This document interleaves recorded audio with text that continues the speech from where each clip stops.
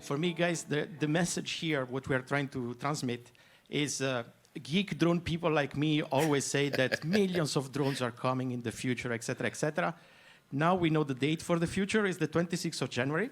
So you're not going to wake up the 27 and millions of drones are everywhere, of course, but it's a process that is going on slowly. We are implementing them. They are out there. What you also have to understand is that we are 17 entities working here, as Ralph was saying, exactly to make this easy for you. Like at the end of the day, you have just to see a service that is offering all the complexity, the technical part that I wanted to say, I'm skipping it because this is not what you need to see. What you need to understand is that this is the reality of the future.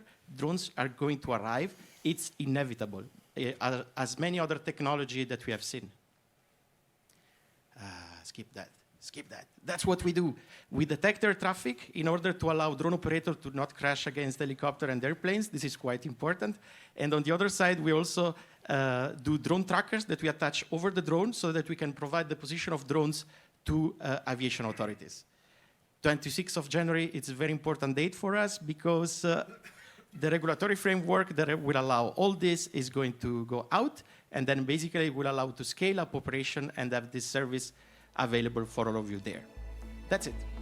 Thank you, Manu.